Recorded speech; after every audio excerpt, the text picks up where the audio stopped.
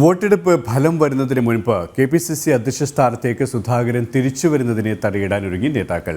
എ.സി.സി. തീരുമാനം വരേണ്ട എന്ന സാങ്കേതിക കാരണം പറഞ്ഞ് സുധാകരനെ മാറ്റി നിർത്താനാണ് പ്രതിപക്ഷ നേതാവ് അടക്കമുള്ളവരുടെ നീക്കം. അതേസമയം തന്നെ മാറ്റാൻ ബോധപൂർവ്വ ശ്രമം നടക്കുന്നുണ്ടോ എന്ന സംശയത്തിലാണ് സുധാകരൻ.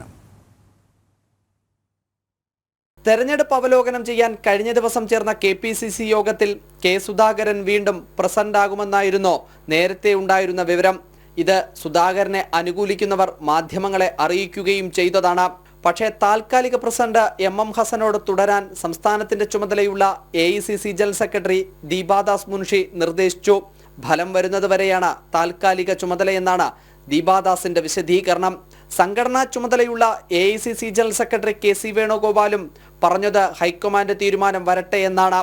ഇതോടെ ചുമതല ഏറ്റെടുക്കാനെത്തിയ സുധാകരൻ കടുത്ത നിരാശയിലുമായി. കേരളത്തിൽ പോളിംഗ് തീർന്ന സാഹചര്യത്തിൽ സംസ്ഥാന അധ്യക്ഷ സ്ഥാനം തിരികെ നൽകാൻ ഫലം വരുന്നതുവരെ എന്തിന് കാക്കണമെന്നതാണ് സുധാകരന്റെ സംശയം. തീരുമാനം നീളുന്നത് സുധാകരനെ മാറ്റാനുള്ള അവസരമാക്കാനും സംസ്ഥാനത്തെ ഒരു വിഭാഗം നേതാക്കൾ ശ്രമിക്കുന്നുണ്ട്. ആരോഗ്യ പ്രശ്നം മുൻനിർത്തി സുധാകരനെ നീക്കാൻ നേരത്തെയും ശ്രമമുണ്ടായിരുന്നു. ഇതിൽ പ്രധാനമായും മുൻകൈയെടുക്കുന്നത് പ്രതിപക്ഷ നേതാവും ഒപ്പം എ.ഐ. ഗ്രൂപ്പുകളും ഹൈക്കമാൻഡിനെ മനസ്സറിയാൻ കാത്തിരിക്കുകയാണ്.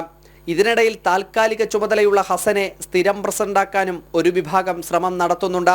ഹസൻ പ്രസിഡന്റായാൽ പ്രസിഡന്റ് സ്ഥാനം എ ഗ്രൂപ്പിന്റെ അക്കൗണ്ടിൽ വരും എന്നതാണ് ആ നീക്കത്തിന്റെ കാരണം. പുതിയൊരു അധ്യക്ഷൻ വരട്ടെ എന്ന അഭിപ്രായവും ശക്തമാണ്. ഫലം വന്ന ശേഷം സംഘടനയിൽ വലിയ അഴിച്ചുപണി ഹൈക്കമാൻഡ് ലക്ഷ്യം വെക്കുന്നുണ്ട്. എന്നാൽ ഈ ആഴ്ച തന്നെ പ്രസിഡന്റ് സ്ഥാനം ഏറ്റെടുക്കാനുള്ള തീരുമാനത്തിലാണ് സുധാകരൻ.